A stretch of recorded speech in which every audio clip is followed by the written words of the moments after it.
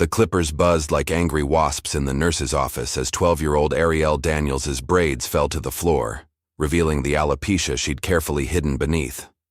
Ms. Rourke stood watching, satisfaction in her eyes as she forced the school nurse to continue shaving until nothing remained. The teacher had found her perfect target, a quiet artist whose military mother was deployed overseas and whose medical condition made her vulnerable. A single video, secretly captured by Ariel's friend Maya, traveled across oceans to Lieutenant Colonel Naomi Daniels' phone. What the school didn't realize as they issued their one-day suspension and dismissive statement: they hadn't just humiliated a child, they had declared war on a woman who had commanded battalions. And when Naomi Daniels walked through those schools' doors 3 days later in full military uniform, the hallway fell silent. Everyone instantly understanding that this wasn't just about hair, this was about justice. Just before we get back to it, I'd love to know where you're watching from today, and if you're enjoying these stories, make sure you're subscribed because tomorrow's special episode is one you definitely don't want to miss. Sunlight filtered through the classroom blinds, casting warm stripes across Arielle Daniels' desk. The 12-year-old sat hunched over her journal, her pencil moving in delicate strokes as she sketched a bird taking flight. Her braided extensions fell forward, partially hiding her face, exactly how she liked it. The beautiful braids weren't just a style choice. They carefully concealed the patches where her hair refused to grow due to alopecia, a condition she'd been dealing with since she was 9. "Arielle Daniels," Ms. Rourke's sharp voice cut through the classroom. "What do you think you're doing?" Arielle's hand froze mid-stroke. "Just finishing my notes, Ms. Rourke," she said quietly, not looking up. Ms. Rourke strode down the aisle, her heels clicking against the linoleum floor. She towered over Arielle's desk, arms crossed tightly over her chest. At 47, Evelyn Rourke had taught 7th grade for over 20 years, and she prided herself on maintaining discipline. "That doesn't look like algebra to me," she said, snatching the journal from Arielle's desk. The class fell silent as she flipped through the pages of intricate sketches. "This is why your grades are slipping. Too busy being an artist to pay attention." Arielle's grades weren't slipping. She was top of her class in almost every subject, but she didn't correct her teacher. Instead, she stared at her desk, waiting for the moment to pass. "And these braids," Ms. Rourke continued, eyeing Arielle's hair with visible disdain. "So elaborate, so showy. Don't you think it's a bit much for school, Arielle?" A few students shifted uncomfortably in their seats. Maya Thompson, Arielle's best friend since kindergarten, shot her a sympathetic look from across the room. The bus morning announcements crackled over the PA system, saving Arielle from having to respond. Principal Wexley's monotone voice filled the room. "Attention, students and faculty. This is a reminder that our strict dress code will be enforced starting today. All students must comply with the appearance standards outlined in the handbook. Thank you for your cooperation." Ms. Rourke's thin lips curved into a smile. "Well, isn't that timely?" She tossed Arielle's journal back onto her desk. "Stand up, Ms. Daniels." Arielle slowly rose from her seat, her heart pounding. 24. Pairs of eyes turned to watch. "Front of the class, please," Ms. Rourke instructed, pointing to the whiteboard. Arielle walked to the front, her steps heavy. She kept her gaze on the floor. "Class, this is a perfect example of a dress code violation," Ms. Rourke announced, circling Arielle like a predator. "These braids are excessive and distracting. The handbook clearly states that hair must be neat and conservative." "Ms. Rourke," Arielle whispered, her voice barely audible. "I have a medical—" "Speak up," Ms. Rourke interrupted. "If you have something to say, the whole class should hear it." Arielle swallowed hard. "I have a medical condition," she said, slightly louder. "My mom got permission from the school for my hair." Ms. Rourke's expression hardened. "A medical condition that requires fancy braids? That's a new one." She turned to address the class. "See how students will say anything to get around the rules?"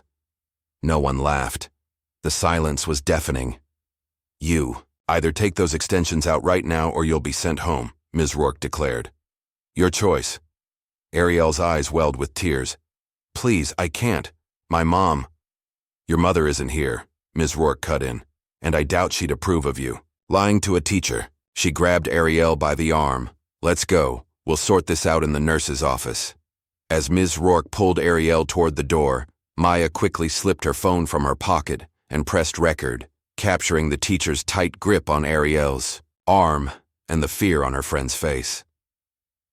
The hallway stretched endlessly as Ms. Rourke marched Ariel toward the nurse's office, her fingers digging into the girl's upper arm. Students in other classrooms glanced up as they passed, curious eyes following the unfolding scene. "Ms. Adams," Ms. Rourke called as they entered the nurse's office. "This student is in violation of the dress code. She claims she has some sort of medical condition, but I have my doubts."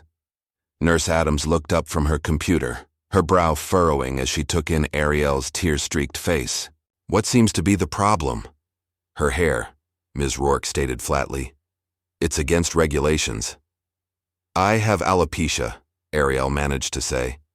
"My mom filed paperwork. Please check." Nurse Adams moved to her filing cabinet. "Let me see." "Don't bother."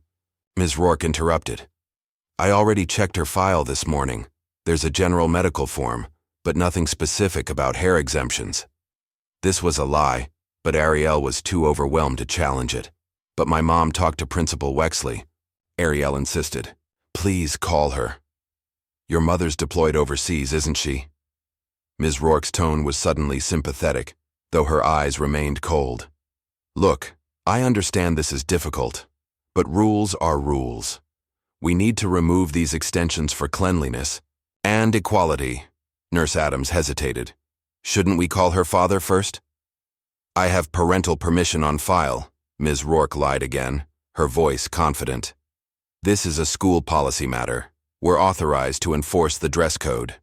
Still uncertain, Nurse Adams glanced between Ms. Rourke and Ariel. "I suppose if there's permission, there is," Ms. Rourke assured her. "Now, do you have clippers? These extensions need to come out." Ariel's blood ran cold. "No, please," she begged. "My hair, you don't understand." But Ms. Rourke was already guiding her into the exam chair. Nurse Adams reluctantly brought out a set of clippers from a cabinet, still looking unsure. "This is for your own good, Ariel," Ms. Rourke said, switching on the clippers. The mechanical buzz filled the small office. "Everyone follows the same rules here." With a swift motion, Ms. Rourke began removing Ariel's braided extensions, revealing the patchy, sparse hair beneath. Tears streamed down Ariel's face as she watched pieces of her carefully crafted camouflage fall to the floor. "See? That wasn't so bad," Ms. Rourke said, her voice falsely cheerful. But she didn't stop. With the extensions, the clippers continued to move across Ariel's scalp, taking what little natural hair remained. "That's enough," Nurse Adams finally intervened. But the damage was done. Ariel sat in the chair, nearly bald, looking like a stranger to herself, in the small mirror on the wall. "There," Ms. Rourke said, switching off the clippers. "Now you're in compliance." Ariel couldn't speak. Her body shook with silent sobs as her hands reached up to feel her exposed scalp. The cold air of the nurse's office stung against her skin. "I'll give you a few minutes to collect yourself," Ms. Rourke said, placing the clippers back on the counter. "Then you can return to class." She exited the office, leaving Ariel alone with Nurse Adams.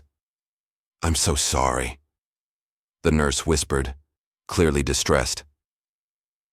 I didn't realize she would." She stopped, unable to find the right words. "Let me call your father." But Ariel couldn't respond. She curled into herself, her entire world shattered. "I want my mom," she finally whispered. "I'll call your dad right away," Nurse Adams promised, reaching for the phone. "Just wait here." She stepped out of the office, leaving Ariel alone with her reflection. Minutes later, the door cracked open. Maya peeked in, her eyes widening at the sight of her friend. Without a word, she rushed to Ariel's side, pulling off her hoodie and gently placing it over Ariel's head. "I saw what happened," Maya said, her voice trembling with anger. "I recorded some of it. My sister's going to help us. That witch can't get away with this." Ariel said nothing. She pulled the hoodie tight around her face and stared blankly ahead. That evening, as the video began circulating online, the school issued a brief statement. We are aware of a disciplinary misunderstanding that occurred today. The teacher involved has been suspended for 1 day while we investigate the matter. The privacy of all parties will be respected during this process. No mention of the shaving, no mention of Ariel's medical condition, no mention of the humiliation a 12-year-old girl had endured at the hands of someone meant to protect her.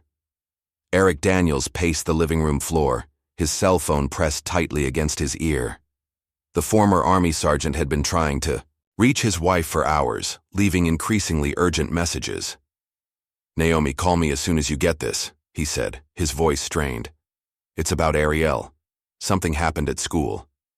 It's bad." He ended the call and ran a hand over his face, exhaustion etched in every line. Lieutenant Colonel Naomi Daniels was 3 weeks into a classified operation overseas. Communication was limited at best, and Eric had no way of knowing when she'd receive his messages. Right now, he was on his own.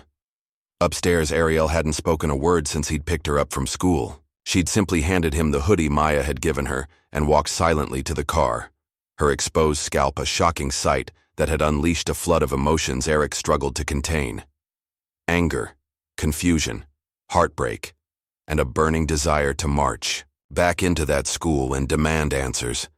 But Ariel needed him more. So he'd driven home, helping her inside when her legs seemed too weak to carry her.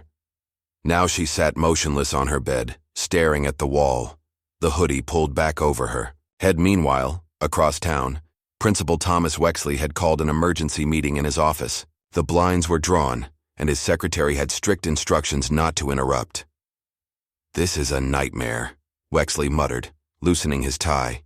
At 58, he'd hoped to coast through his final years before retirement without incident. "What the hell were you thinking, Evelyn?" Ms. Rourke sat stiffly in one of the visitor chairs, her posture defensive. "I was enforcing the dress code as instructed." The girl was being defiant. The third person in the room, Harold Brennan, the school district's attorney, cleared his throat. "Let's focus on damage control. The video doesn't show the actual haircut. We can frame this as a miscommunication." "Miscommunication?" Wexley's voice rose. "She shaved a student's head." "Partial video evidence," Brennan countered coolly. "Her word against the students, and we have the new dress code policy to back us up." Ms. Rourke nodded. "The girl claimed to have some medical condition, but there was nothing specific in her file about hair exemptions." "Was there anything about alopecia?" Wexley asked, remembering a conversation from months ago. "Not that I saw," Ms. Rourke answered. Too quickly. Brennan tapped his pen against his legal pad. "Here's our approach. We acknowledge a disciplinary incident occurred. We say proper procedures weren't followed, hence the 1-day suspension. But we don't admit to any specific actions. We cite student privacy laws to avoid details." "And if the parents push?" Wexley asked. "We suggest private mediation," Brennan replied. "Keep it out of the courts. Offer counseling for the student, maybe a transfer to another classroom." Wexley nodded slowly. "Fine. Draft the statement. I want this contained by tomorrow morning." As the adults plotted, Ariel sat in her darkening bedroom. Her sketchpad lay open beside her, but the pencil remained untouched. The characters she'd created, brave, colorful heroes who overcame obstacles, seemed childish now. Meaningless. She ran her hand over her scalp again, feeling the uneven patches where Ms. Rourke had been particularly rough with the clippers. The physical sensation was strange, but it was nothing compared to the hollowness inside her.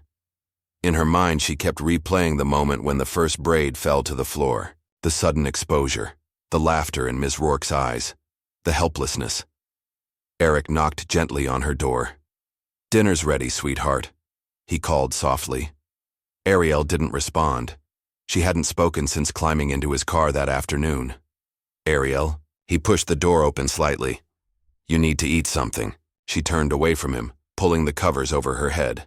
Eric sighed, his heart breaking for his daughter. "I'll leave it here," he said, placing a plate on her desk. "Try to have a few bites, okay?" When she didn't respond, he added, "I love you, Ari. We're going to fix this." "But how do you fix something like this?" he wondered as he closed her door. In another part of town, Maya Thompson sat at her sister Jasmine's kitchen table, watching her upload the video clip. "Are you sure we should do this?" Maya asked nervously. "Ariel is so private, she might not want everyone to see." Jasmine, a college sophomore and budding activist, looked up from her laptop. "This isn't just about Ariel, Maya. This is about every black girl who's been policed for her appearance. This is about power and who gets to exercise it. But Ariel will thank you someday," Jasmine assured her. "Sometimes the only way to fight injustice is to expose it." She hit the upload button. Done. Now we wait. By morning, the short clip had been viewed over 10,000 times. Comments flooded in, most expressing outrage, some questioning what happened before the recording started, others demanding to see the full story. Maya texted Ariel repeatedly, but received no response. Jason Reed, the school's art teacher and Ariel's favorite instructor, caught wind of the incident during his morning prep period. Known for his colorful bow ties and genuine connection with students, Mr. Reed immediately went to Principal Wexley's office. "Is it true?" he demanded, not bothering with pleasantries. "Did Evelyn really shave Arielle Daniels' head?"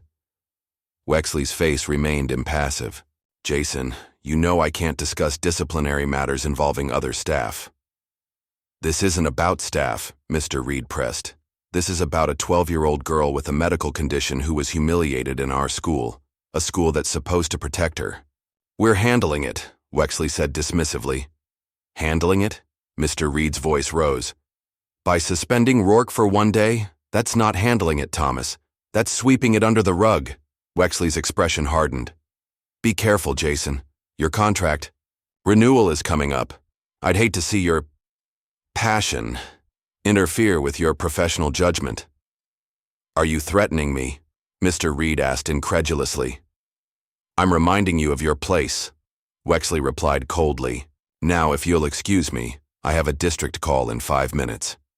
That afternoon, Eric found an unmarked envelope that had been slipped under his front door. Inside was a handwritten note. "Check the nurses' files. They know what happened." His hands shook as he read the message again. Someone on the inside was reaching out. Someone who knew the truth. That night, Ariel finally fell into an exhausted sleep after hours of silent tears. But her rest wasn't peaceful. In her dreams, she stood on the school's stage during assembly. One by one, her braids began falling, drifting to the floor like autumn leaves. The entire student body pointed and laughed, their faces distorting into grotesque masks of cruelty. In the dream, she tried to run, but her feet were rooted to the stage. Ms. Rourke appeared with oversized clippers, smiling as she approached. Ariel woke with a scream, her body drenched in sweat. Eric rushed into her room, gathering her into his arms as she sobbed against his chest, the first sound she'd made in nearly 24 hours. "It's okay, baby," he whispered, rocking her gently. "Daddy's here. You're safe." But they both knew it wasn't true. How could she be safe when she'd have to face those same hallways again? Those same stairs? The next morning, Eric called the school district board, demanding an emergency meeting. The secretary put him on hold for 17 minutes before returning with a response.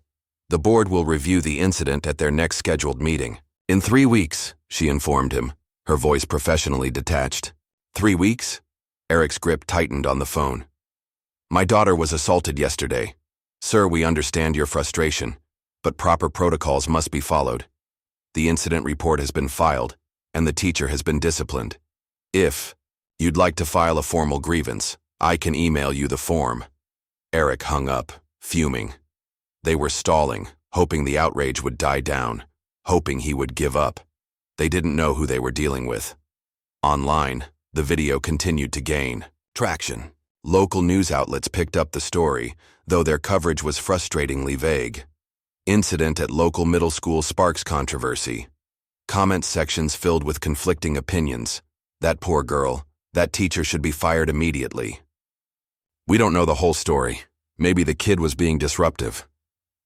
"Why are people making this about race? It's about following school rules. Black girls' bodies are always policed. This is just another example." The discourse raged. But for the Daniels family, this wasn't some abstract debate. This was their life. shattered in a single afternoon by a teacher's cruelty. Far away at a military outpost, Lieutenant Colonel Naomi Daniels finally received Eric's encrypted video message. Her stoic composure, the same that had earned her respect among her subordinates, cracked as she watched the short clip of her daughter being marched down the hallway, fear etched across her face. The message attached was brief. Ariel needs you. They shaved her head, all of it. She hasn't spoken in 2 days. I'm trying, but I don't know what to do. Naomi's hand flew to her mouth, stifling a gasp. 20 years of military training had prepared her for many things, but not this. Not an attack on her child, on her most vulnerable spot. Within minutes, she was in her commanding officer's quarters, requesting emergency family leave. Within hours, she was on a transport plane headed home. Her face was a mask of controlled fury, her mind racing with questions, scenarios, and plans. Someone had touched her daughter. Someone had violated her child's dignity. Someone had exploited their power to humiliate a 12-year-old girl, and that someone would pay. As the plane soared across continents, Naomi made a silent promise to her daughter. This wasn't over. Not by a long shot. The afternoon sun cast long shadows across the parking lot as Lieutenant Colonel Naomi Daniels pulled into the school's visitor space. She hadn't been home long enough to change out of her uniform, nor did she want to. 20 hours of travel had left her exhausted, but adrenaline coursed through her veins, keeping fatigue at bay. "Remember what we talked about," Eric said from the passenger seat, his voice tight with concern. "These people aren't worth your career." Naomi checked her reflection in the rearview mirror, adjusting her cap with precision. Her eyes, usually warm brown, had hardened into something resolute and unyielding. "I know exactly what I'm doing," she replied, her voice measured. The calm in her tone was more frightening than any anger. "This isn't about my career. This is about our daughter." She'd spent the flight home reviewing her approach. As a lieutenant colonel who'd commanded hundreds of soldiers in high-pressure situations, Naomi knew that emotional outbursts rarely achieved objectives. Strategy, control. These were her weapons now. The school hallway fell silent as Naomi entered, her boots striking the tile floor with rhythmic purpose. Students pressed themselves against lockers, conversations dying mid-sentence. Teachers emerged from classrooms, curious about the sudden hush, only to step back when they saw her approaching. 2. Military uniform commanded respect. Naomi's expression demanded answers. A young teacher started to approach her, then thought better of it. A janitor nodded slightly as she passed, a gesture of subtle solidarity. Naomi didn't break stride, moving with the confident bearing of someone who knew exactly where she was going. The teacher's lounge door stood halfway open. Inside, several faculty members were gathered around a coffee pot, including a thin woman with graying blonde hair pulled into a severe bun. "Ms. Rourke," Naomi pushed, the door fully open. The conversation inside died instantly. Ms. Rourke turned, coffee cup halfway to her lips. Recognition flashed across her face, followed immediately by something Naomi recognized from her years in combat. Fear. Lieutenant Colonel Daniels, Ms. Rourke stammered, her cup trembling slightly. "I didn't realize you were back from deployment." "Clearly," Naomi replied, her voice arctic.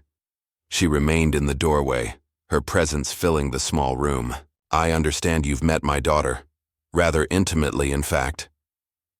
The other teachers exchanged uncomfortable glances.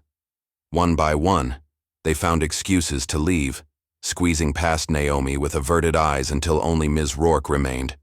"I was simply enforcing school policy," Ms. Rourke said, attempting to regain her composure. "Perhaps if you'd been more present in your daughter's life." "Don't," Naomi cut her off. "Don't pretend this is about dress codes or my deployment. We both know better." The air between them crackled with tension, laden with an unspoken history. "I don't know what you're implying," Ms. Rourke replied, but her voice had lost its conviction. 8 years ago," Naomi said quietly. "Fort Benning. Does that refresh your memory, Private Rourke? Or did you think I wouldn't recognize you?" Ms. Rourke's face drained of color. "You were in my training unit," Naomi continued. "Discharged after multiple infractions and failing the basic qualifications. 3 times. That was different, Ms. Rourke whispered. You singled me out. You had it in for me from day one. Because you couldn't follow simple orders, Naomi replied, and because you filed false reports about your black colleagues. Sound familiar? Ms. Rourke set her cup down with shaking hands. You can't prove anything. Not then, not now. Naomi stepped closer. I don't need to prove it. I lived it, and now so has my daughter. She leaned in, her voice dropping to a deadly whisper. This isn't over, Evelyn. Not by a long shot. She turned to leave, then paused. One more thing. If you ever come near my daughter again, you'll learn exactly why my unit called me the Hammer. As Naomi strode toward the principal's office, memories surfaced from her military past. Evelyn Rourke had been a problem from the first day of training, constantly undermining her black peers, claiming they received preferential treatment, filing complaints when she was corrected. After being discharged, she'd threatened to make them all pay someday. And now here she was, wielding power over children instead of adults. The realization made Naomi's blood boil, but she kept her expression neutral as she approached Principal Wexley's office. His secretary attempted to stop her. Do you have an appointment? Naomi didn't break stride. He'll see me. She opened Wexley's door without knocking. The principal looked up from his computer, irritation flashing across his face before recognition set in. Mrs. Daniels, he said, quickly standing. We weren't expecting Lieutenant Colonel Daniels, she corrected him. And you should have been expecting me the moment your teacher assaulted my daughter. Wexley gestured to a chair. Please sit. I understand you're upset. I'm not upset, Mr. Wexley. Naomi remained standing. I'm methodical. There's a difference. She placed a military folder on his desk. The label read, Incident Report. Daniels. A. Assault and battery. Educational negligence. Civil rights violation. What's this? Wexley asked, not touching the folder. This, Naomi said coldly, is what handling a situation looks like. My team has already compiled witness statements, medical documentation of Ariel's condition, and copies of all the permission forms we filed with your office last year. Wexley's confident demeanor faltered. Now, let's not get ahead of ourselves. Ms. Rourke has been disciplined. A one-day suspension is not discipline, Naomi interrupted. It's a vacation. She tapped the folder. Inside, you'll also find evidence that Ms. Rourke has a history of racially motivated incidents. This isn't her first time targeting a black child, though it may be her most brazen.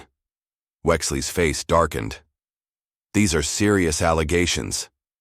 They're documented facts, Naomi corrected, and they'll be submitted to the district board, the state education department, and if necessary, the media. You're threatening the reputation of this entire school over one incident? Wexley asked, his tone incredulous.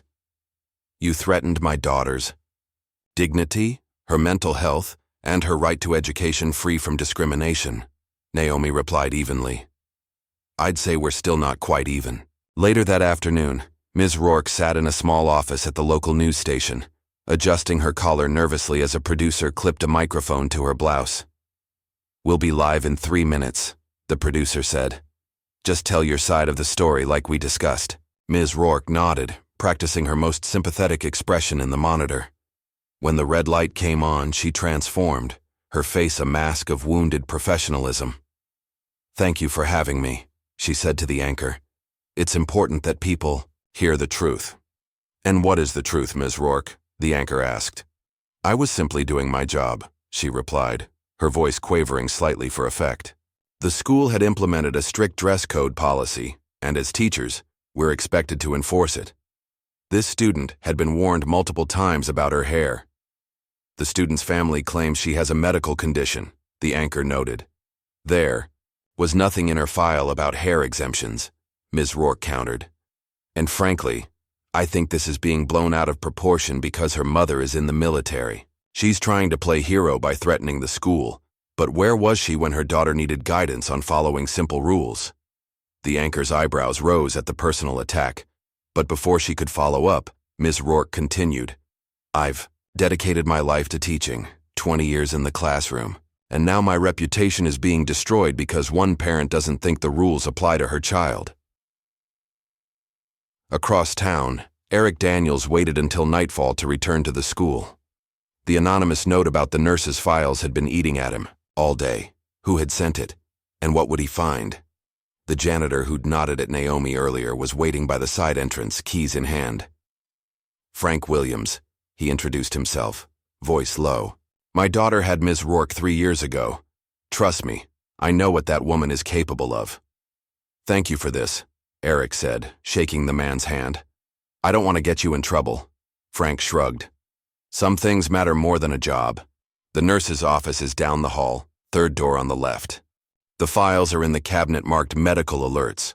Eric moved quickly through the darkened hallways, the beam of his flashlight bobbing ahead of him. The nurse's office was unlocked, as Frank had promised. He headed straight for the file cabinet. Took him 15 minutes of searching before he found it. A complaint form Ariel had submitted 2 weeks before the incident. In it, she described how Ms. Rourke had made repeated comments about her hair, calling it distracting and unprofessional. The form was signed and dated, but there was no indication it had ever been processed.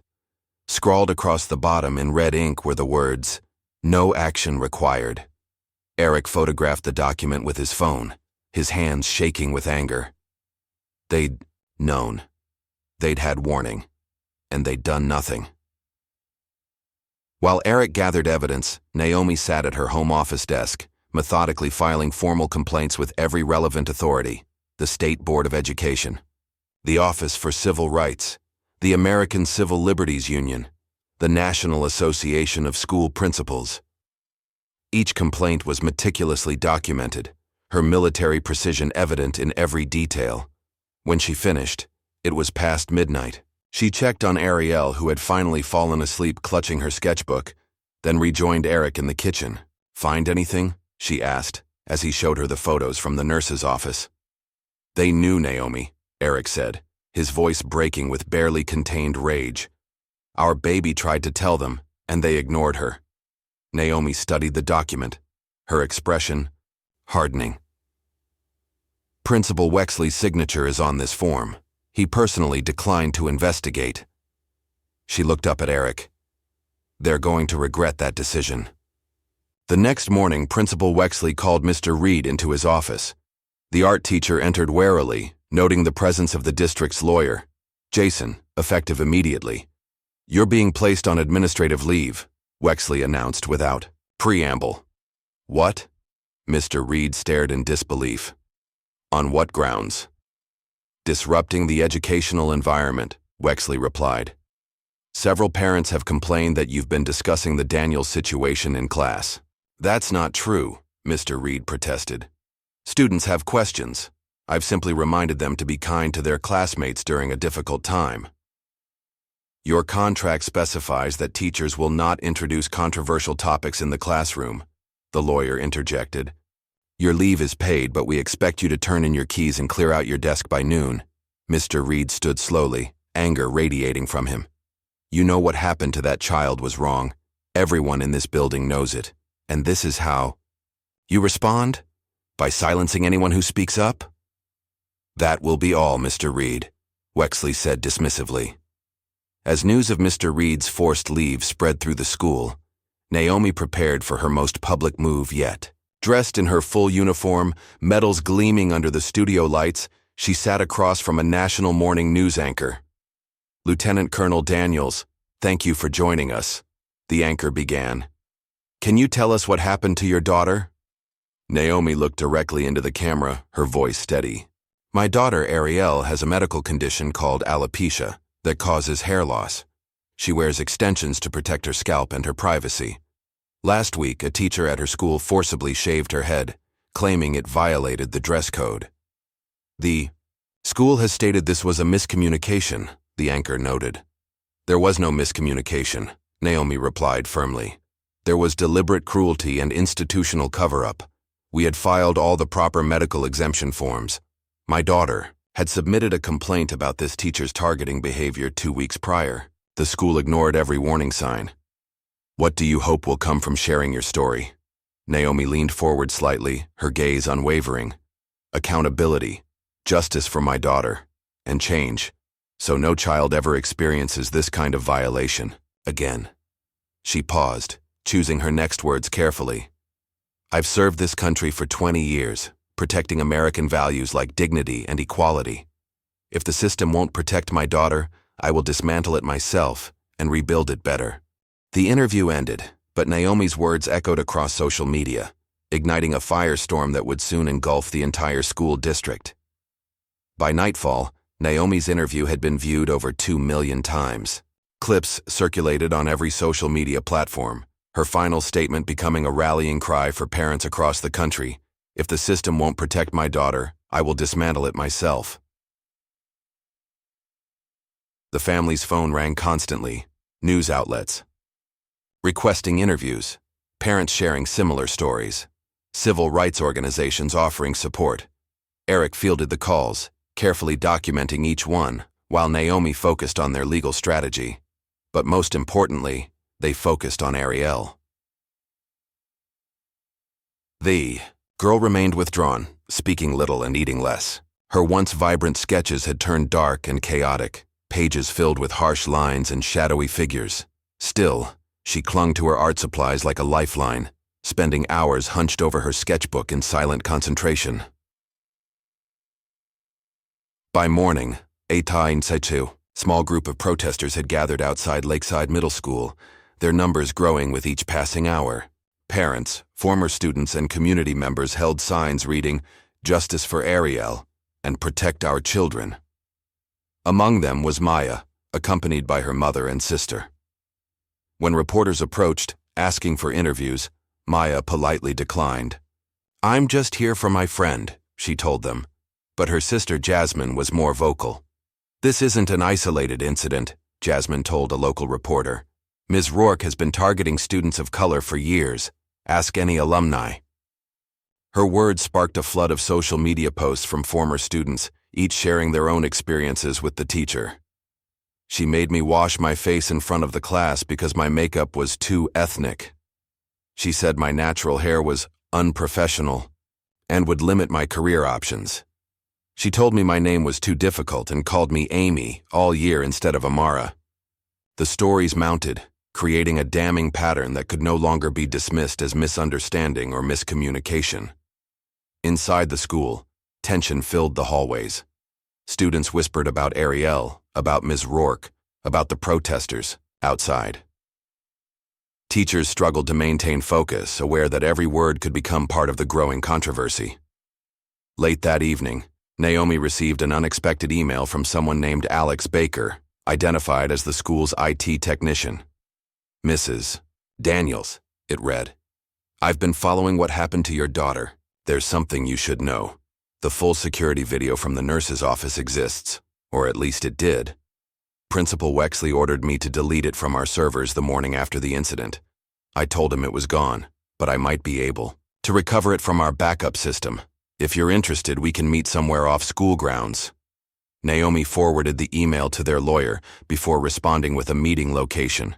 This could be exactly the evidence they needed, unedited, footage showing exactly what had happened to Ariel. But Alex never showed up. 2 days passed with no word. Naomi tried calling the number he'd provided, but it went straight to voicemail. She was considering filing a missing person report when her phone chimed with a text from an unknown number. "Tell your hacker to stop digging or we'll bury him." A chill ran down her spine. She immediately forwarded the message to her military contacts in cybercrime, then called Eric. "They're threatening Alex," she said without preamble. "Whoever they are." "The school administration wouldn't go that far," Eric replied, uncertainty in his voice. "Maybe not Wexley," Naomi agreed. "But someone's pulling strings here. This is bigger than one teacher or one principal." While Naomi worked to uncover the truth and locate Alex, Ariel continued her silent recovery at home. She hadn't returned to school, couldn't face those hallways, those stairs. But she'd begun painting again. The first few canvases were dark, almost abstract, swirls of black and gray with jagged red lines cutting through. But on the fourth day, something changed. She began a new painting, a barren tree, its branches stretching across the canvas like beseeching arms. Most of the leaves had fallen, scattered around the trunk in shades of brown and gold, but in the corner, almost hidden, a tiny green sprout pushed through the soil. When Naomi saw it, she stood in the doorway of Ariel's room, tears silently streaming down her face. "It's beautiful, baby," she whispered. Ariel didn't respond verbally, but she offered her mother the first genuine eye contact since the incident, a brief, meaningful glance that said more than words could. As the Daniels family focused on healing, the media landscape erupted into predictable battle lines. Conservative outlets framed the story as overblown. Military mom uses Pentagon connections to target teacher. School discipline or political correctness? The Lakeside Middle School controversy. Lieutenant Colonel overreaches. Should military officers influence civilian education? In response, Naomi called a press conference on the front lawn of their home.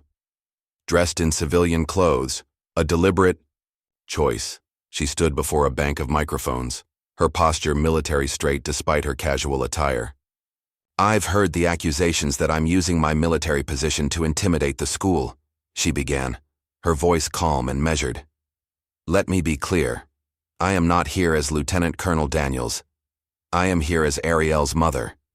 She methodically listed the evidence they'd gathered, the medical exemption forms, Ariel's ignored complaint, witness statements, the school's contradictory public statements. "These are not military tactics," she continued.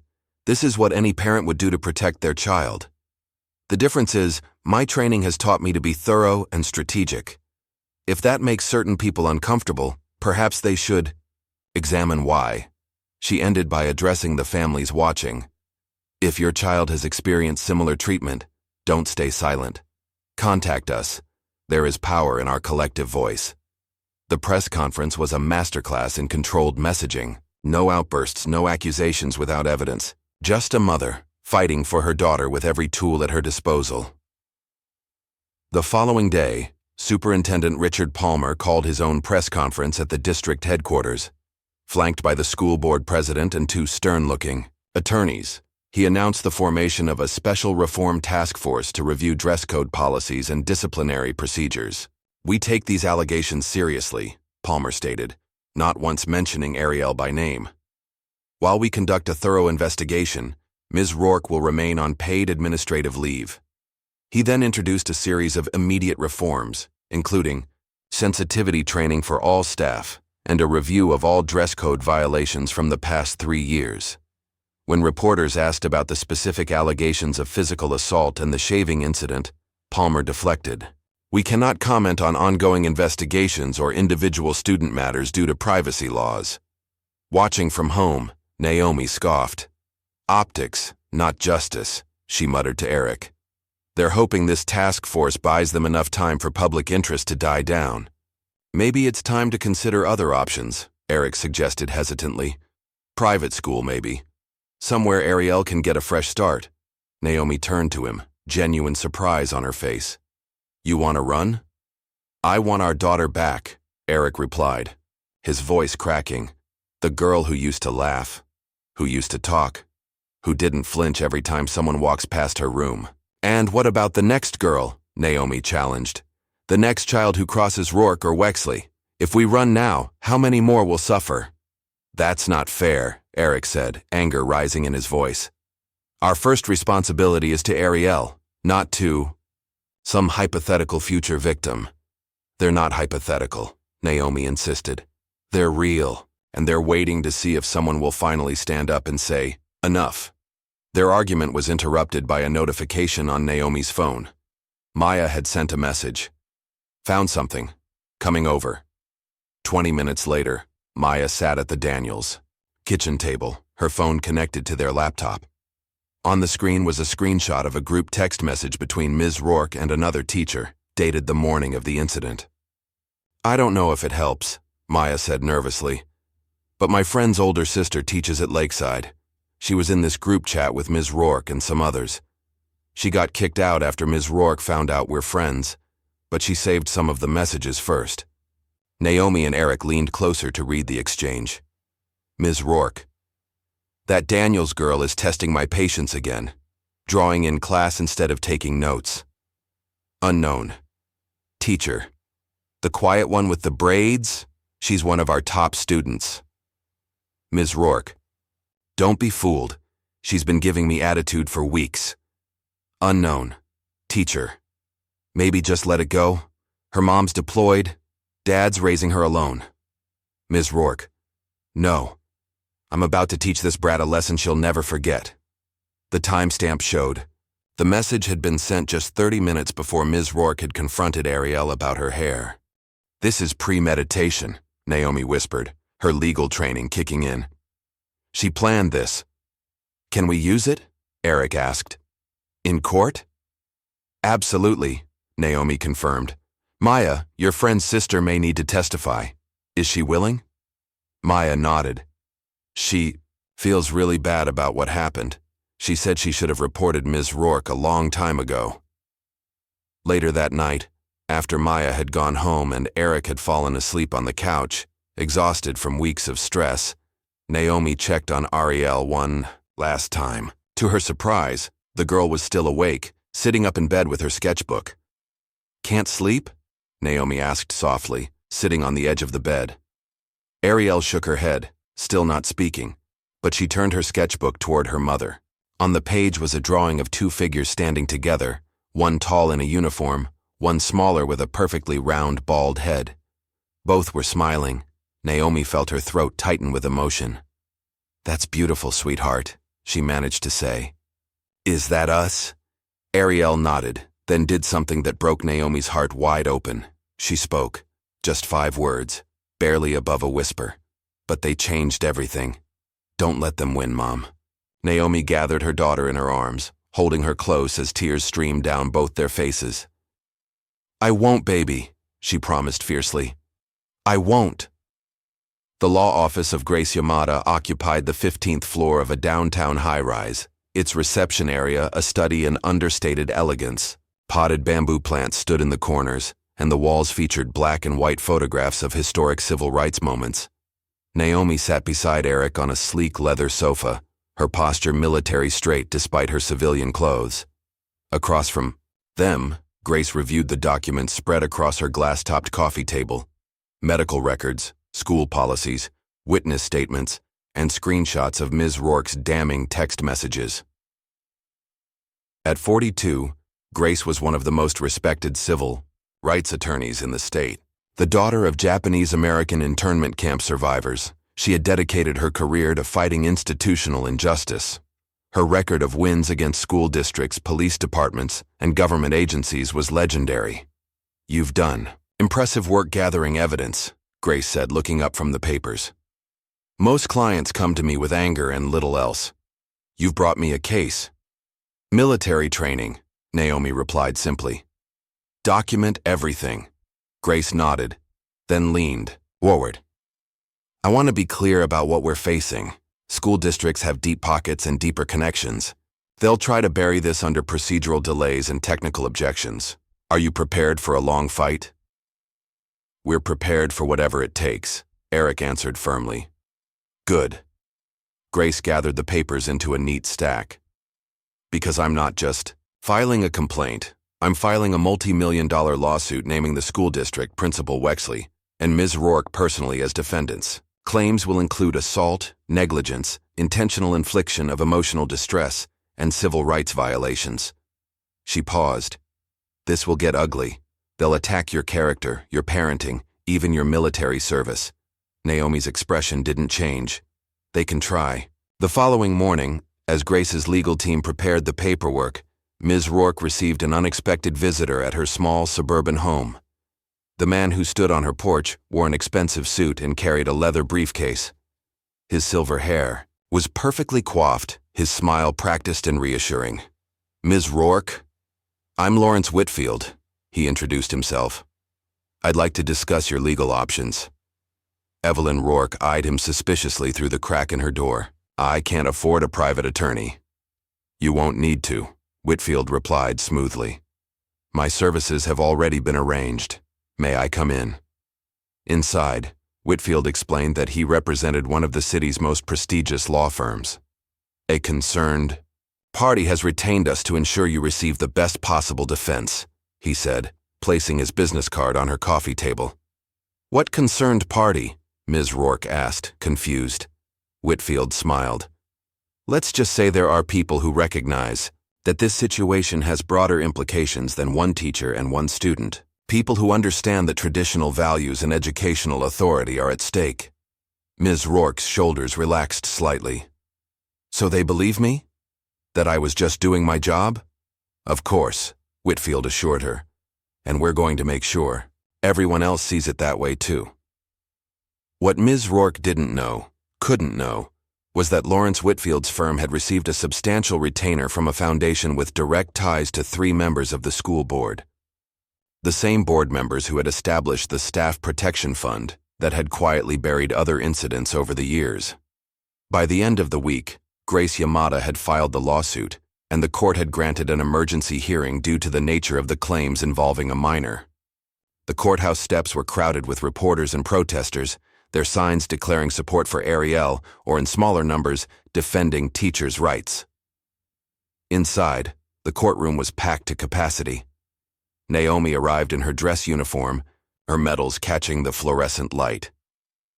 Ms. Rourke sat beside Lawrence Whitfield, dressed in a modest navy dress that seemed calculated to project humility. Principal Wexley and the district's legal team occupied the table furthest from the Daniels family, a physical distance that matched their strategy, separation from Rourke's actions. Judge Eleanor Barnes, a stern woman in her 60s, with a reputation for no-nonsense proceedings, called the court to order. Before we begin, she announced, I want to remind everyone that while the public interest in this case is significant, this courtroom is not a media circus. We will proceed with dignity and respect. She turned to Grace. You may make your opening statement, Counselor. Grace approached the bench. Your Honor, this case is about abuse of power in its most naked form. A teacher, tasked with nurturing and protecting children, physically assaulted a 12-year-old girl. She forcibly shaved Arielle Daniels' head, knowing full well that Ariel had a medical condition, alopecia, that made her hair a matter of both physical and emotional health. She continued, outlining how the school had failed at every level. Ignoring medical documentation, dismissing Ariel's prior complaint, actively covering up evidence, and retaliating against staff who spoke out. When it was the defense's turn, Principal Wexley's attorney immediately tried to distance his client from Ms. Rourke's actions. Your Honor, while we acknowledge that an unfortunate incident occurred, Principal Wexley had no direct involvement. He runs a school of over 800 students and must trust his staff to handle disciplinary matters appropriately. When he learned what had happened, he took immediate action by suspending Ms. Rourke. Whitfield followed with Ms. Rourke's defense. My client was simply enforcing established school policy. She had no knowledge of any medical exemption, as that information was never properly communicated to her. This case represents a fundamental misunderstanding, not malice. Grace's expression remained neutral, but her eyes gleamed with anticipated victory. She had expected these exact arguments and had prepared to demolish them. The first witness she called was the school nurse, Patricia Adams. Ms. Adams, Grace began after the nurse was sworn in.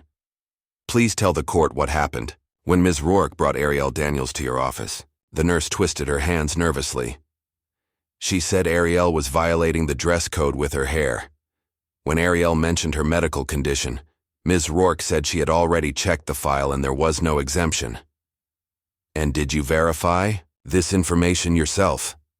No, Nurse Adams admitted, her voice small with shame. I should have, but Ms. Rourke was insistent that she had parental permission. Did Ms. Rourke show you any written permission? No. Did she call Arielle's parents to confirm? No.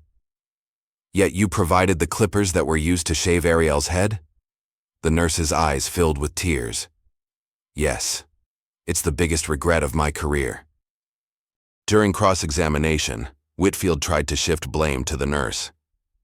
Isn't it your responsibility, not Ms. Rourke's, to know which students have medical exemptions? Objection, Grace called. Counsel is attempting to deflect responsibility from his client. Sustained, Judge Barnes ruled. Mr. Whitfield, stay focused on your client's actions. As the day progressed, Grace methodically dismantled the defense's arguments. She produced emails showing Wexley had been notified within minutes of the incident and had advised Ms. Rourke to handle it quietly and avoid detailed documentation. Then came the moment that shifted the entire atmosphere of the courtroom. Alex, the IT technician who had disappeared after contacting Naomi, entered through a side door escorted by a court officer. He looked nervous, but determined as he took the stand. Mr. Baker, Grace began, can you tell the court about the security footage from the day of the incident? Alex nodded. Every area of the school is under video surveillance, including the hallways and the nurse's office. The system automatically saves footage for 30 days before overwriting. What happened to the footage from the day Ariel's head was shaved? Principal Wexley asked me to delete it, Alex stated clearly. He said it was a student privacy issue, but that's never been our protocol before. We preserve footage whenever there's an incident. Did you delete the footage as instructed? I told him I did, Alex replied, but I actually created a backup first. It didn't feel right. Grace approached the bench. Your Honor, we'd like to submit this recovered footage as evidence. The video was displayed on screens throughout the courtroom. The quality was grainy, the angle slightly off-center, but the content was unmistakable. Ariel sitting in the nurse's chair, tears streaming down her face as Ms. Rourke held the clippers to her head. The girl's mouth was moving, pleading, but there was no audio. It didn't matter. The visual told the story clearly enough. A collective gasp went through the courtroom. One juror visibly wiped away tears. During the lunch recess, Lawrence Whitfield cornered Ms. Rourke in a private conference room. "This is not going well," he said bluntly. "The video is damaging." "You said you could handle this," Ms. Rourke hissed. "You promised me they couldn't touch me." Whitfield's eyes narrowed. "You never mentioned there was video, or that you had a personal history with the mother." He checked his watch. "We need to change strategy. When we return, I want you to appear remorseful. Suggest that you were overwhelmed by work stress, that you exercised poor judgment in a moment of frustration." "I did nothing wrong," Ms. Rourke insisted. "That girl was deliberately provoking me with her attitude and those ridiculous braids." Whitfield stared at her for a long moment. "With all due respect, Ms. Rourke, if that's your position, you're going to lose everything. Your job, your teaching, license, possibly your freedom if this turns into a criminal matter." But Ms. Rourke's arrogance had been nurtured too long to be easily dismissed. Years of getting away with smaller cruelties had convinced her of her own rightness, her own untouchability. In the afternoon session, the most difficult moment arrived. Ariel was called to testify. Recognizing the potential trauma, Judge Barnes had made special accommodations. Ariel would not have to face Ms. Rourke directly. A screen was placed between them, and Ariel was accompanied by a support counselor. She entered wearing a colorful head wrap, her face solemn but composed. As she took the oath, her voice was barely audible, but her resolve was evident in her straight spine and steady gaze. "Ariel," Grace began gently, "can you tell us what happened that day in your classroom?"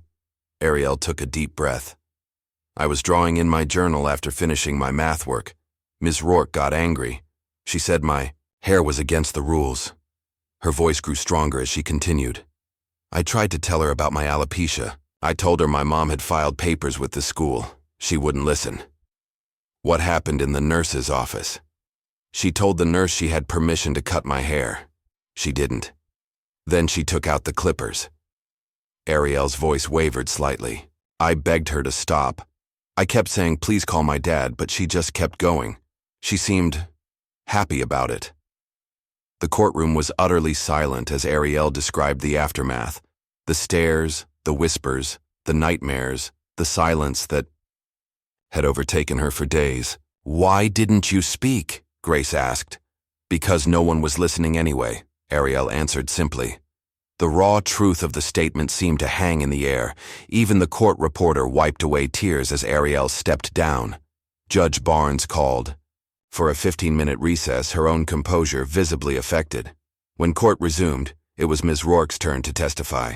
Lawrence Whitfield had clearly coached her to appear contrite, but under the pressure of cross-examination, her facade cracked. "Ms. Rourke," Grace pressed, "did you have any personal history with Lieutenant Colonel Daniels before this incident?" "Objection," Whitfield called. "Irrelevant." "Your Honor," Grace countered, "we have evidence that Ms. Rourke's actions were motivated by a personal vendetta against Ariel's mother. It goes directly to intent." "I'll allow it," Judge Barnes ruled. "The witness will answer." Ms. Rourke's face flushed. "We may have crossed paths. Isn't it true that Lieutenant Colonel Daniels was your superior officer during your brief military service, and that you were discharged after failing to meet basic requirements?" "She had it in for me," Ms. Rourke snapped, her composure evaporating. "Just like all of them do. These entitled parents and students who think they can weaponize identity to get special treatment. Rules apply to everyone." The courtroom fell silent at her outburst. Whitfield closed his eyes briefly, recognizing the damage done. Grace let the moment linger before asking her final question. "Ms. Rourke, did you target Arielle Daniels because of who her mother is?" Ms. Rourke's silence was answer enough. The day's final surprise came when Grace called an unexpected witness, Colonel James Stratton, Naomi's former commanding officer.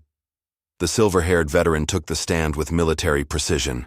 After establishing his credentials, 30 years of service, multiple commendations, current position as a military ethics instructor, Grace got to the point. "Colonel Stratton, did you have occasion to observe Ms. Rourke during her military training?" "I did," he confirmed. "She was in Lieutenant Colonel Daniels' training unit 8 years ago. And what was your assessment of her performance?" "Below standard in every category," Colonel Stratton stated flatly. But more concerning was her attitude toward colleagues, particularly those of color. She filed multiple complaints alleging discriminatory treatment, all of which were investigated and found to be without merit. "Did she ever make comments about Lieutenant Colonel Daniels specifically?" "Yes. After her discharge, she told several unit members that people like Daniels would get what's coming to them eventually. We flagged it in her exit report, but had no grounds for further action." The impact of this testimony was immediate. It transformed the narrative from an isolated incident into a calculated act of revenge, a teacher abusing her power over a child to settle a personal score with the child's mother. As the day's proceedings concluded, the jury members' expressions told the story. Several couldn't look at Ms. Rourke. Others kept glancing sympathetically toward Arielle and her parents. That evening, while the jury deliberated, someone leaked part of Ms. Rourke's deposition to the media, specifically her comment, "They should be grateful I didn't shave the whole school." The public backlash was swift and fierce. Social media exploded with outrage. Calls for Ms. Rourke's permanent banning from education flooded the school district's phones and email.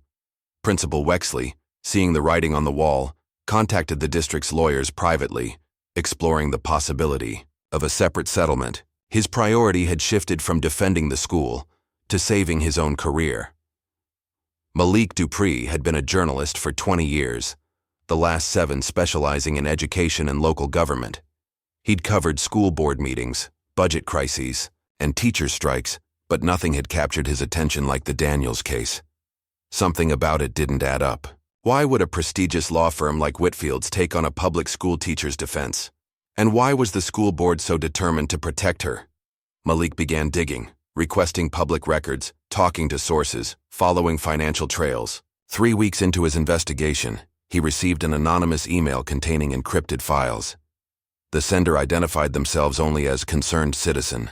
Inside was a gold mine, financial records showing the creation of a special fund by 3 school board members, James Patterson, Valerie Simmons, and Robert Walsh. The fund, officially labeled Professional Legal Support, had paid for the defense of 8 different staff members over the past decade, All cases involved allegations of misconduct against minority students. All had been quietly settled with non-disclosure agreements. Ms. Rourke's legal fees were the latest expenditure from this fund. Malik's expose hit the front page on a Sunday morning. School Board Secrets, the hidden fund protecting problem teachers. The article detailed how the board members had created a system to shield employees from consequences, using taxpayer money to silence victims and bury evidence. By Monday, the story had gone national. Other journalists began investigating similar arrangements in districts across the country. What had started as one girl's trauma was revealing a pattern of institutional protection for those who abused their power. As public pressure mounted, other victims began to come forward. Jackson Reynolds, a biracial ninth grader who had been expelled the previous year for his distracting hairstyle. Emma Sanchez, a disabled student who had been denied accommodations and publicly humiliated by a teacher who was later defended by the same Staff Protection Fund.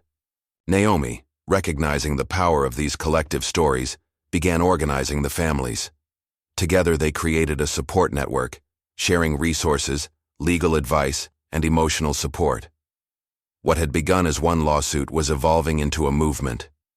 Mr. Reed, reinstated after public outcry over his unpaid leave, returned to Lakeside Middle School to find his classroom had been reassigned. Relegated to a small office in the administration wing, he was instructed to focus on curriculum development rather than teaching. Instead, he chose a different path. During his lunch break, he invited local reporters to join him outside the school.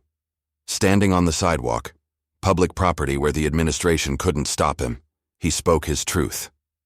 "I failed Arielle Daniels," he began, his voice thick with emotion. "I knew something was wrong, I saw the signs, but I was afraid of losing my job, afraid of making waves. I will carry that regret forever." He paused, gathering himself. "But I will not fail her, or any student, again. Not ever." By his side stood Eric and Naomi, with Ariel between them. The image of the four of them, unified in purpose despite their different races and backgrounds, became a powerful symbol of solidarity that circulated widely online. That afternoon, the school district made its move. Superintendent Palmer called, Naomi directly bypassing their attorneys. "Lieutenant Colonel Daniels," he began, his tone conciliatory. "The district would like to offer a settlement, $5 million, with full admission of wrongdoing by Ms. Rourke personally. And," Naomi prompted, knowing there was more. "And a non-disclosure agreement, of course. Standard procedure in cases like this." Naomi's laugh was cold. "You still don't get it, do you? This was never about money." $7 million then," Palmer countered, "plus a college fund for Ariel. But we need this resolved quickly and quietly." "You're not buying silence," Naomi told him, her voice steel. "You're buying my rage, and trust me, you can't afford it." She hung up without waiting for his response. While the legal battle continued, Ariel was finding her own path to healing. Her art had evolved, moving from dark, chaotic expressions of pain to more structured pieces that told stories of resilience and transformation. A local gallery owner, Danielle Foster, had seen Mr. Reed's press conference and reached out to the family. Would Ariel consider showing some of her work? The exhibition would be anonymous if she preferred, protecting her privacy while sharing her voice, Ariel agreed. The show, simply titled Stripped, featured 15 of her paintings arranged chronologically, telling the story of her trauma and gradual reclamation of self.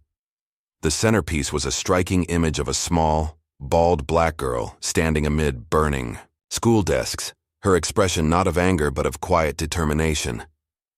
The exhibition opened on a Friday evening. By Saturday morning, every piece had sold. By Sunday, photos of Ariel's paintings had gone viral, resonating with people far beyond their city. Orders for prints flooded in, along with messages of support from around the world. For the first time since the incident, Ariel felt something close to pride. Her pain, transformed through art, was touching others, helping them find words for their own experiences. As public support for the Daniels family grew, So did the opposition's desperation. One morning, Naomi found an envelope in their mailbox, containing a single sheet of paper. The typed message read, "Back off or you'll regret the bench." Eric wanted to take it to the police immediately. "This is a clear threat," he insisted, but Naomi studied the wording, her brow furrowed. "Regret the bench. That's specific. Too specific to be random." She set the letter aside. "No police yet. This is a clue, not just a threat. Someone's telling us to look at the bench, the school board, maybe the judges. There's something there we're missing." Her intuition proved correct when, days later, Alex contacted them again. The IT technician had been monitoring the school's security system remotely and had made a startling discovery. "I hacked the boardroom feed," he admitted when they met at a coffee shop miles from the school. "I know it's not strictly legal, but after they threatened me, I figured turnabout was fair play." He showed them footage from a recent emergency board meeting. The 3 board members named in Malik's article, Patterson, Simmons, and Walsh, remained in the room after others had left, apparently unaware that the recording system was still active. "They're laughing about you," Alex said, turning up the volume. "Listen," Patterson's voice came through clearly. "How long do you think the Daniels woman will last? Another week? 2? My money's on her backing down after the settlement offer," Simmons replied. "Military types understand the chain of command. Once the superintendent steps in, she'll fall in line." Walsh chuckled. "And if not, there's always the bench option. Judge Ford owes me after that zoning exception for his lake house." The implications were clear. The board members were planning to use their influence with a judge if the case proceeded. Naomi immediately forwarded the footage to Grace and Malik, along with the threatening note. The following day, Malik published a follow-up piece with the headline, "Board Corruption Exposed, Secret Recording Reveals Plan to Influence Judge." He carefully avoided mentioning Alex as the source, protecting the whistleblower while exposing the conspiracy. The public reaction was immediate and overwhelming. Protesters gathered outside the district offices, demanding the board members' resignations. The State Education Board announced an emergency investigation into corruption allegations. Within 48 hours, Patterson, Simmons, and Walsh had resigned, citing personal reasons and health concerns. Their departures created vacancies that would require special elections that several parents from the newly formed advocacy group were already planning to contest. As the institutional framework supporting Ms. Rourke crumbled, her past began catching up with her. A live stream featuring a young woman named Tasha Williams went viral overnight. In it, Tasha described an incident from 5 years earlier at a different school district. "I was 14, she recounted, her voice steady despite the painful memory. "Ms. Rourke was my English teacher. She said my braids were unprofessional and would limit my career options. When I argued, she took scissors from her desk and cut one of my braids off, right in front of everyone." Tasha had reported the incident, but her complaints had been dismissed as exaggerated. Now, with Ariel's case making headlines, she felt empowered to speak out again. "I thought I was the only one," she concluded. "I want Ariel to know she's not alone either." Other former students began sharing similar stories. Not all involved physical actions, but all revealed a pattern of targeting students of color for their appearance, speech, or cultural expressions. The mounting evidence transformed public perception. Ms. Rourke was no longer seen as a strict teacher who had made one mistake. She was exposed as a serial abuser who had finally been caught. Throughout the tumult, Ariel had remained reluctant to return to Lakeside. The memories were too raw, the hallways too haunted. But one afternoon, she asked her parents if she could visit Mr. Reed's classroom. "Are you sure?" Eric asked gently. Ariel nodded. "I need to say thank you." They arranged the visit during after-school hours when the building would be nearly empty. As they walked the familiar corridors, Ariel's grip on Naomi's hand tightened, but she kept moving forward. Mr. Reed was waiting in his classroom, not the administrative office he'd been assigned, but his original art room. He'd temporarily reclaimed the space for this meeting. "Ariel," he greeted her warmly, "I have something to show you." He led her to the back wall, which had been transformed since she'd last seen it, where student artwork had once been displayed. Randomly, now a careful arrangement of prints hung in a perfect grid, reproductions of Arielle's paintings from the stripped exhibition. In the center was a simple statement: "Art speaks when words fail. Listen." Arielle stared at the display, emotions washing over her face in waves. Then, for the first time since that terrible day in the nurse's office, she smiled. A genuine smile that reached her eyes and momentarily erased the shadows there. It wasn't full healing. That would take much longer. But it was a spark of the old Arielle, the girl who existed before trauma had rewritten her story. A beginning, a possibility. A promise that while they couldn't erase what had happened, they could create something new from the ashes. Rain pattered against the courthouse windows, casting shifting shadows across the worn wooden benches. After 6 weeks of testimony, evidence, and legal arguments, the trial was drawing to a close. The courtroom was filled to capacity, with journalists and spectators lined up since dawn to secure seats for the final day. Arielle sat between her parents, her head now covered with a colorful wrap that had become her signature style. In the die, weeks since her art exhibition, she'd begun experimenting with different head coverings, reclaiming her appearance on her own terms. Today's wrap featured an intricate pattern of blues and golds, colors of strength and resilience. Grace Yamada rose for her closing argument, her dark suit crisp, her posture confident. She moved to stand directly before the jury, making eye contact with each member before beginning. When Arielle Daniels walked into Lakeside Middle School on February 15th, she was a child entrusted to the care of adults who were supposed to protect her, Grace began, her voice clear and measured. By lunchtime, she had been assaulted, humiliated, and irreparably traumatized by one of those very adults. She paced slowly, allowing her words to settle.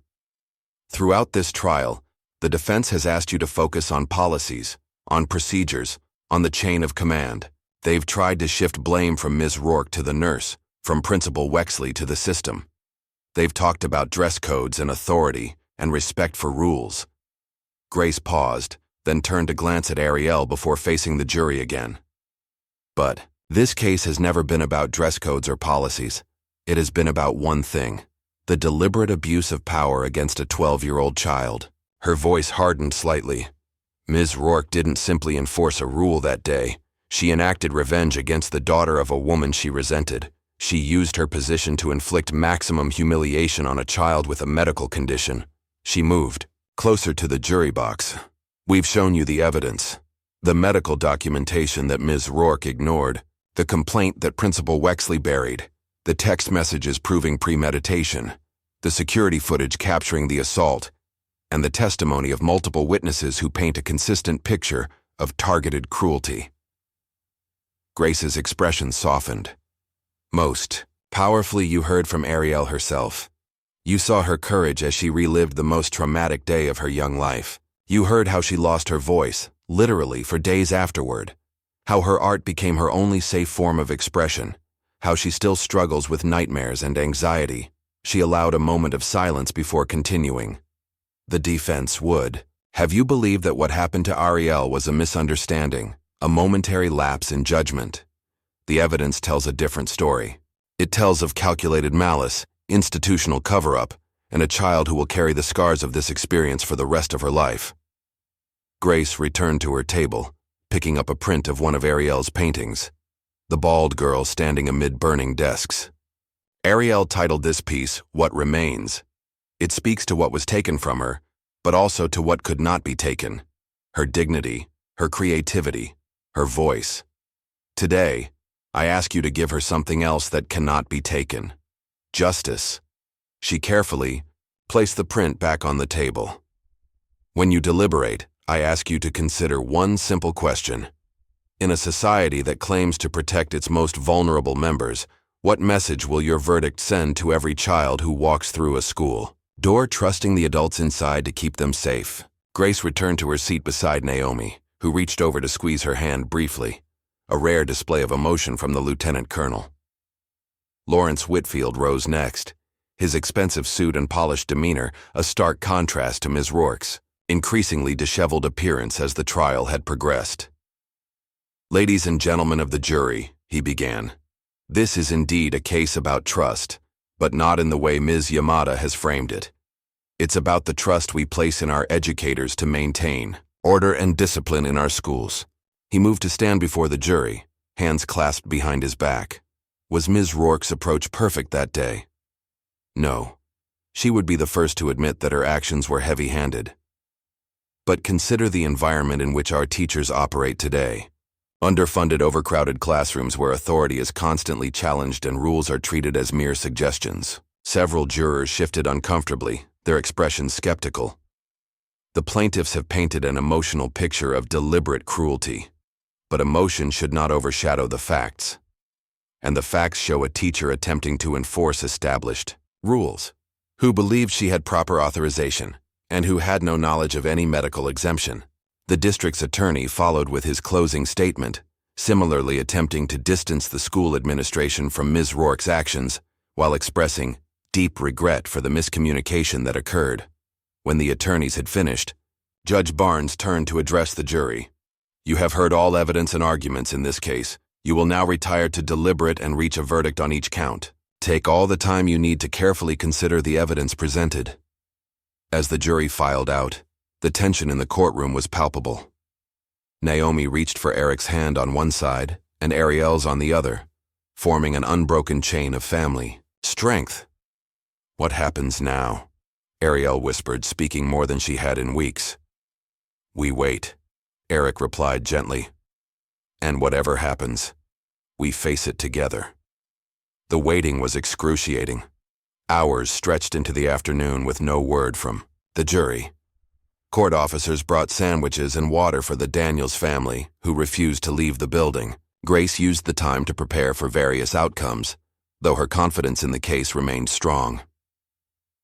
Outside, the rain continued, veiling the city in a soft gray mist. Protesters huddled under umbrellas, their signs wilting, but their resolve undiminished. News vans lined the street, reporters doing live updates beneath temporary canopies. As the courthouse clock struck 4, the bailiff entered the courtroom with a note. Judge Barnes read it silently, then announced, "The jury has reached a verdict. Please bring them in." A current of anticipation surged through the room as the 12 jurors filed back to their seats. Their expressions were solemn, giving no hint of their decision. "Has the jury reached a verdict?" Judge Barnes asked the forewoman, a middle-aged black woman with silver-streaked hair. "We have, Your Honor," she replied, handing a document to the bailiff, who delivered it to the judge. Judge Barnes reviewed the paperwork, her expression revealing nothing. She returned the document to the bailiff, who passed it back to the forewoman. "In the matter of Daniels versus Lakeside School District, Evelyn Rourke and Thomas Wexley, on the count of assault and battery against the minor plaintiff Arielle Daniels, how do you find?" The forewoman stood. "We find the defendant, Evelyn Rourke, liable." Naomi's grip tightened on Arielle's hand. "On the count of negligence against defendants Lakeside School District and Thomas Wexley, how do you find?" "We find both defendants liable." "On the count of intentional infliction of emotional distress against all defendants, how do you find?" "We find all defendants liable." "On the count of civil rights violations against all defendants, how do you find?" "We find all defendants liable." A wave of whispers swept through the courtroom. Naomi remained stoic, but Eric's eyes glistened with unshed tears. Arielle let out a small, barely audible sigh of relief. "And has the jury determined damages?" Judge Barnes continued. "We have, Your Honor," the forewoman confirmed. "We award compensatory damages in the amount of $2 million for medical expenses, future therapy, and educational accommodations." She paused, then continued with renewed conviction. "We further award punitive damages in the amount of $5 million against the district, $1 million against Principal Wexley personally, and $2 million against Ms. Rourke personally. The total, $10 million, caused an audible gasp in the courtroom. It was one of the largest awards ever granted in a school misconduct case in the state. "The jury is thanked and dismissed," Judge Barnes declared. "This court finds in favor of the plaintiff on all counts." Judgment is hereby entered according to the jury's verdict. As the courtroom erupted in murmurs and movement, Ms. Rourke sat frozen, her face drained of color. Principal Wexley stared blankly ahead, his career effectively over. The district's attorneys were already on their phones, undoubtedly calling the superintendent with the devastating news. Grace turned to the Daniels family, her professional demeanor giving way to genuine emotion. "Congratulations," she said simply, gathering her papers. "Justice was served today." "Thank you," Naomi replied, her military bearing finally softening. "For everything." As the courtroom began to clear, a man in a dark suit approached their table. He flashed a badge briefly. "Detective Michael Sullivan, Special Victims Unit. Ms. Rourke, I need you to come with me." Ms. Rourke looked up in confusion. "What? Why?" "We're reopening 2 previous complaints against you from former students," Sullivan explained, his voice matter of fact. "In light of today's verdict and new witness statements, the DA has authorized charges of aggravated assault and child endangerment." Lawrence Whitfield stood quickly. "My client isn't going anywhere without proper. It's all proper." Sullivan cut him off, producing a warrant. "Either she comes voluntarily, or she's cuffed in front of all these cameras. Her choice." Ms. Rourke rose shakily, her arrogance finally shattered by the reality of handcuffs and criminal charges. As Sullivan escorted her toward the side exit, avoiding the media frenzy out front, she glanced back once at Ariel. For a moment, their eyes met across the courtroom. Ariel didn't look away. She didn't smile, didn't nod, didn't show any emotion at all. She simply held the gaze steadily until Ms. Rourke turned away, shoulders slumped in defeat. It was, in its way, the most powerful moment of the entire trial. The child standing tall while the adult who had tormented her was led away to face consequences. Outside, rain had given way to watery sunshine. Reporters swarmed the courthouse steps, cameras flashing as the Daniels family emerged. Naomi stepped to the microphones that had been hastily assembled. Today's verdict sends a clear message. No child should ever face abuse at the hands of those entrusted with their care. No institution should prioritize its reputation over a student's well-being. Her voice carried across the crowd. This case was never about money. It was about accountability and about ensuring that what happened to Ariel never happens to another child. As if on cue, Governor Eleanor Richards was holding her own press conference across town. "I have directed my office to draft legislation that will establish clear protocols for handling sensitive medical situations in schools," the governor announced. "The Ariel Protection Act will ensure that no child's medical privacy or dignity is violated by untrained or unauthorized personnel." The governor's support transformed a personal victory into a policy revolution. Within days, legislators from both parties were scrambling to co-sponsor the bill, recognizing both its moral necessity and its political value. Meanwhile, other dominoes continued to fall. Principal Wexley, facing professional disgrace and personal financial liability, submitted his resignation effective immediately. The school board, still reeling from the corruption scandal, accepted it without comment.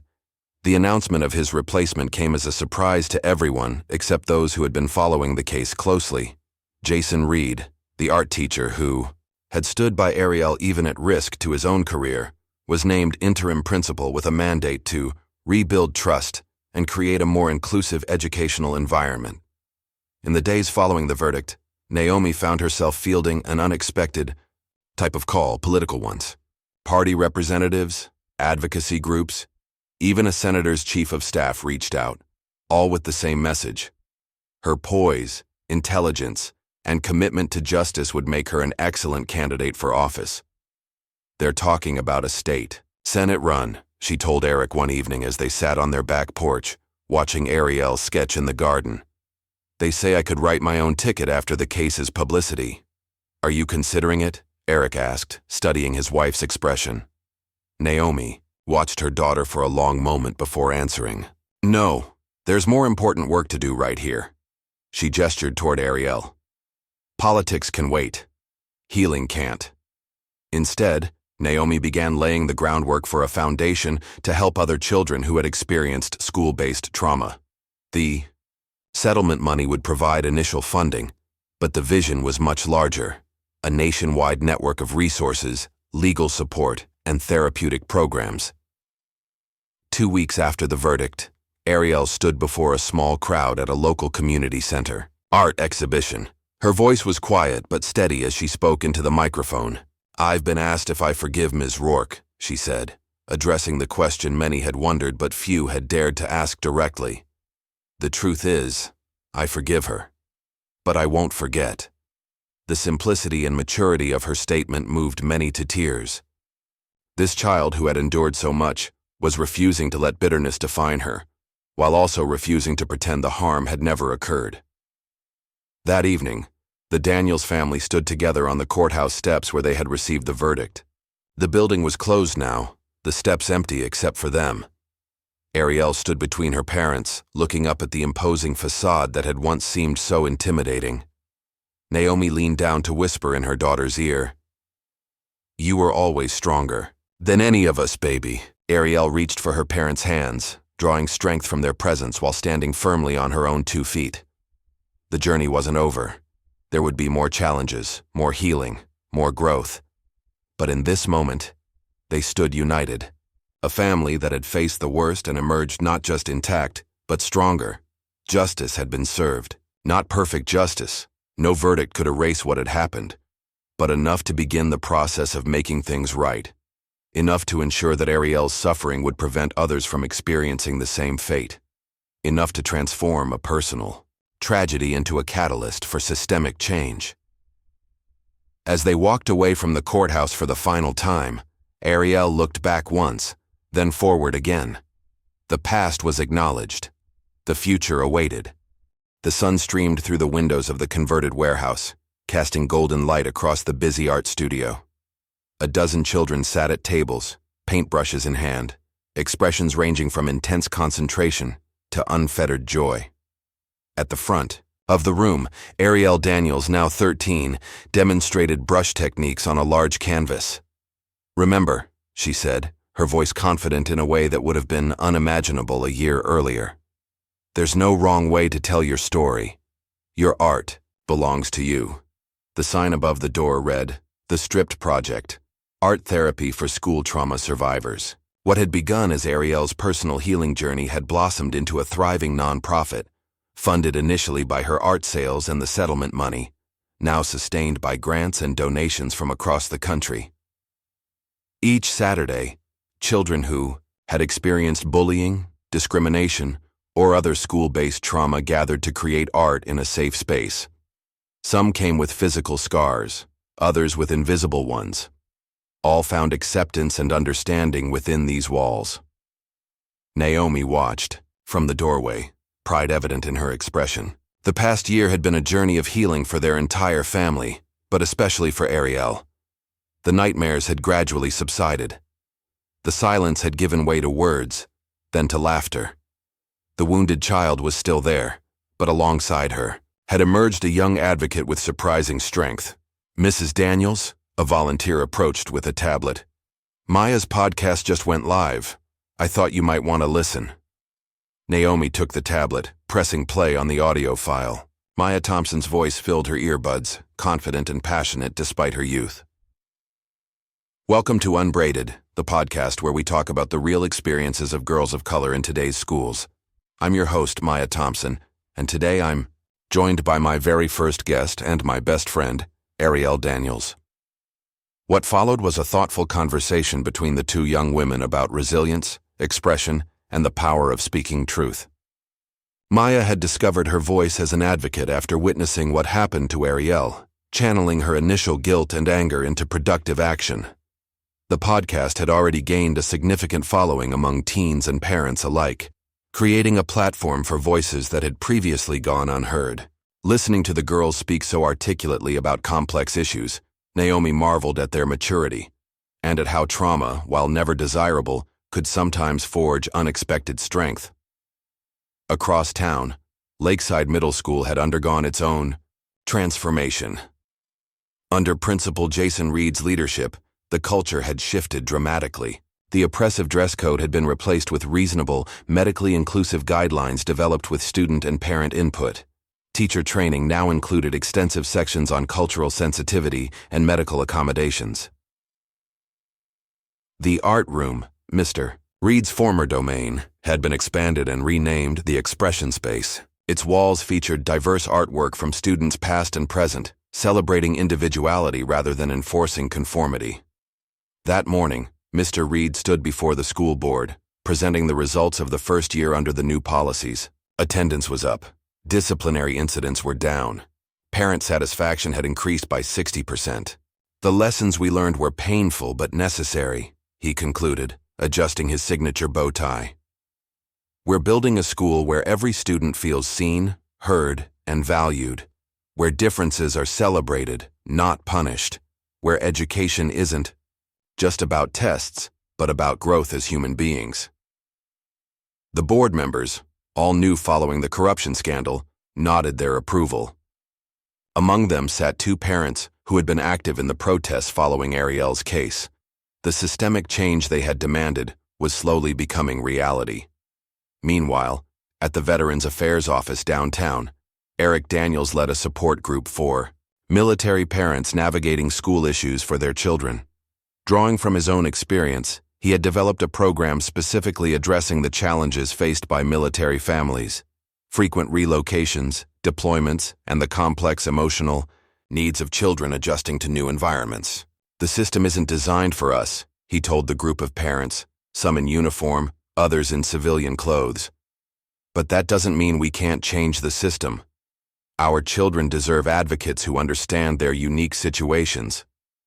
The group had become a vital resource, providing everything from legal advice to emotional support. Ariel had discovered a gift for connecting with struggling parents, his calm demeanor and hard-won wisdom creating a safe space for sharing fears and frustrations. In a downtown courtroom, Ms. Rourke's criminal case had finally concluded.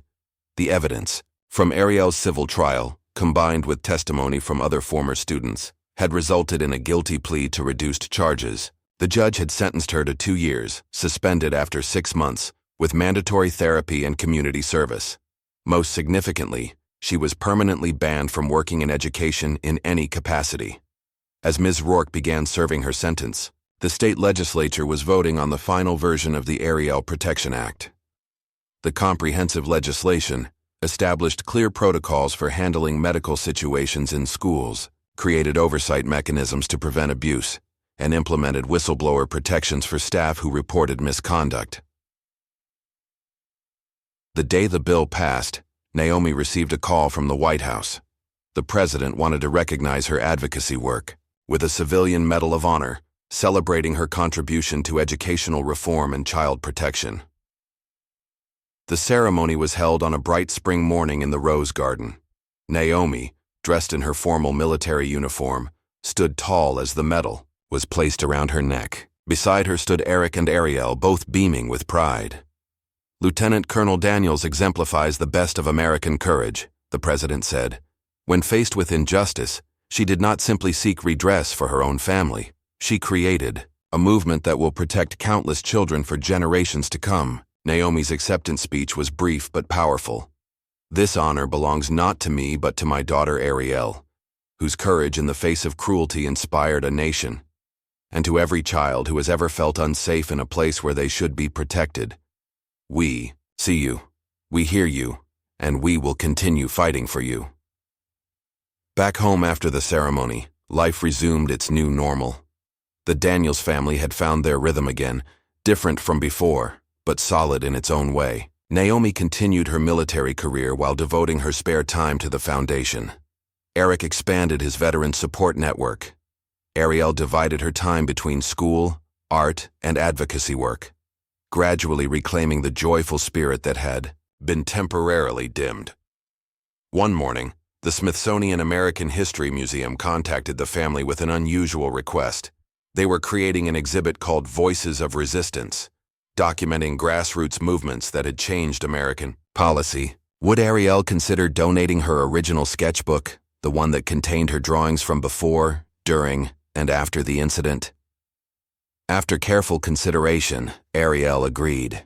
The sketchbook was part of history now, not just her personal history, but a chapter in the ongoing story of civil rights and educational reform. On the day of the exhibition opening, Arielle stood before the display case containing her sketchbook. The curator had opened it to the final page, where she had written in careful letters, "You tried to erase me, but I redrew myself." Visitors paused to read the words, many visibly moved by their simple eloquence. None recognized the slender girl, with the colorful head wrap, who stood among them, witnessing the impact of her journey on strangers. A few weeks later, on a quiet Sunday morning, Ariel woke to birds singing outside her window. Sunshine filtered through her curtains, painting patterns on her bedroom floor. For the first time in many months, she had slept through the night without dreams of falling hair or mocking laughter. She stretched, running her hand over her scalp, still mostly bald by choice now. After experimenting with wigs and wraps, she had discovered a surprising comfort in sometimes simply being as she was. Her head was no longer a source of shame or trauma, but simply another canvas for self-expression, sometimes decorated, sometimes bare, always hers to define. Her walls, once covered with dark, chaotic sketches, now displayed bright, bold paintings, full of movement and life, not erasing the past but building upon it, not forgetting, but transforming. Sometimes justice doesn't come in one big strike. It grows from the courage of one small girl who refused to stay silent. It builds through the persistence of parents who would not be dismissed. It spreads through the conscience of witnesses who choose to stand up rather than stand by. It transforms through art that turns pain into power, and sometimes it changes the world. What would you have done if someone tried to strip away your child's dignity? Would you have fought the system as fiercely as Naomi, or looked for an easier path? If this story moved you, please like, subscribe, and share to help more people discover what happens when we stand up against injustice.